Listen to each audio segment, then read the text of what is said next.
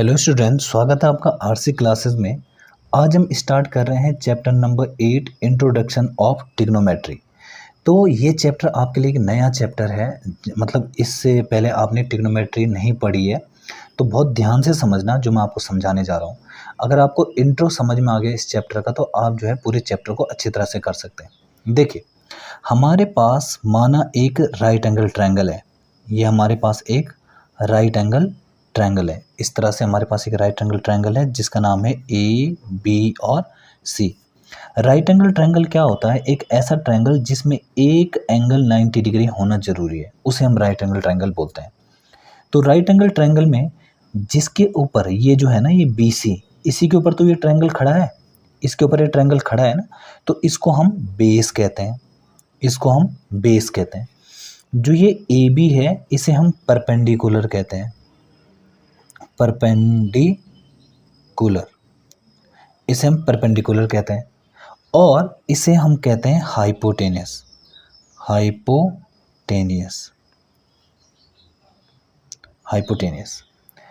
अच्छा, ये बेस है, ये परपेंडिकुलर है, हाइपोटेनियस। जो हम 6 ट्रिग्नोमेट्रिक रेशियोज पढ़ेंगे, ये केवल तभी अप्लाई होंगे जब हमारे पास एक राइट एंगल ट्रायंगल होगा।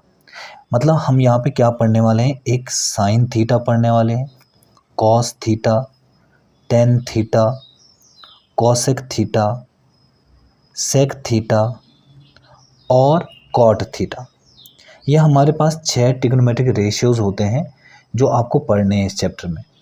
तो इसमें क्या होगा कि साइन थीटा की वैल्यू आप तभी निकाल पाएंगे, या कॉस की, या टेन की, या कॉसेक, या सेक, या कॉट, इन सब की वैल्यू आप तभी निकाल पाओगे जब आपके पास एक राइट एंगल ट्रायंगल होगा। जब तक आपको ये 3 वैल्यूज़ पता ना हो, परपेंडिकुलर, हाइपोटेनस और बेस, तब तक आप इनकी वैल्यू नहीं निकाल सकते। तो सबसे पहले आपको इनकी वैल्यूज़ निकालने के लिए आपको इन 3 वैल्यूज़ को पता करना पड़ेगा। कई बार क्वेश्चन में क्या होगा, ये 2 वैल्यू पता होंगी, ये नहीं पता होगा। कई बार ये दोनों वैल्यूज़ पता होंगी, बेस पता नहीं होगा। कई बार परपेंडिकुलर नहीं पता होगा। तो आपको फिर पाइथागोरस थ्योरम से आपको इन तीनों में से कोई जो वैल्यू अननोन होगी, हमें वो निकालनी पड़ेगी। जैसे कि एग्जाम्पल के तौर पे ये एक राइट एंगल ट्रायंगल है, तो इसमें एक पाइथागोरस थ्योरम लगती है। क्या होती है हमारी पाइथागोरस थ्योरम? आपने क्लास 8th में भी पढ़ी होगी वो पाइथागोरस थ्योरम। पाइथागोरस थ्योरम क्या होती है हमारी? कि परपेंडिकुलर का जो स्क्वायर होता है प्लस बेस का जो स्क्वायर होता है, वो हमेशा हाइपोटेनस के स्क्वायर के बराबर होता है। मतलब इस ए बी का अगर मैं स्क्वायर करूं और बी सी का अगर मैं स्क्वायर करूं, तो वो हमेशा ए सी के स्क्वायर के बराबर आता है। ये हमारा पाइथागोरस थ्योरम है। तो पाइथागोरस थ्योरम लगा के आप जो है इन तीनों वैल्यूज़ को आप निकाल सकते हो। फिर आपको साइन थीटा, कॉस थीटा और बाकी जो ये वैल्यूज़ हैं, इनकी वैल्यू आपको निकालनी है। तो इसके लिए मैं आपको बता देता हूँ एक शॉर्टकट तरीका, कि पंडित बद्री प्रसाद हरी हरी बोल। ये आपको याद रखना है, पंडित बद्री प्रसाद हरी हरी बोल। तो ये पहली वैल्यू है, ये आपको साइन थीटा की वैल्यू देगी, साइन थीटा।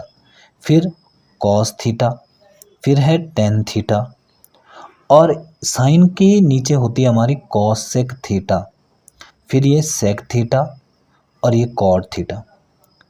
एक बार दोबारा बोल देता हूँ, sine theta, cos theta, tan theta, और साइन का ही रेसिप्रोकल है कॉसेक थीटा, सेक थीटा और कॉट थीटा।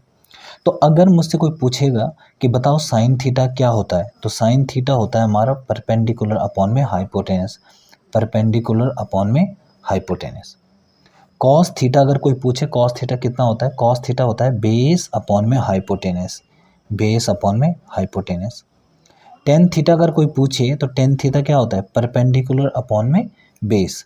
तो परपेंडिकुलर अपॉन में बेस। फिर हमारे पास कॉसेक थीटा। कॉसेक उल्टा होता है हाइपोटेनस अपॉन में परपेंडिकुलर। हाइपोटेनस अपॉन में परपेंडिकुलर। फिर सेक थीटा क्या होता है? हाइपोटेनस अपॉन में कितना? बेस। और कॉट थीटा, कॉट थीटा क्या होता है हमारे पास? बेस अपॉन में परपेंडिकुलर। बेस अपॉन में परपेंडिकुलर। ये 6 के 6 वैल्यूज़ निकालने के लिए आपको क्या करना है? ये शुरू की तो 3 है, इनको निकाल दो, और बाकी जो ये 3 वैल्यूज़ हैं ये उल्टी हो जाती हैं सीधे। देखो, साइन का उल्टा कॉसेक है, कॉस का उल्टा सेक है, कॉट का उल्टा मतलब सॉरी 10 का उल्टा कॉट है। साइन की जो वैल्यू है ना p अपॉन एच, इसी का उल्टा देखो कॉसेक जो है क्या है h अपॉन पी।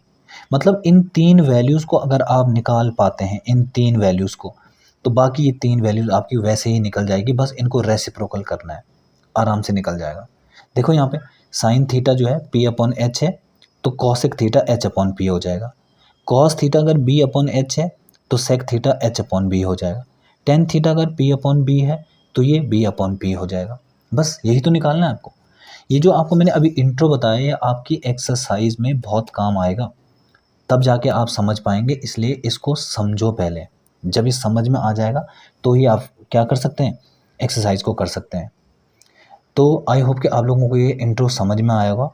तो चलिए इसके बाद जो वीडियो आएगा वो आएगा इसकी एक्सरसाइज का, मतलब हमारे पास जो एक्सरसाइज है 8.1 उससे हम सॉल्व करेंगे कुछ क्वेश्चंस। ठीक है, चलिए मिलते हैं फिर नेक्स्ट वीडियो में।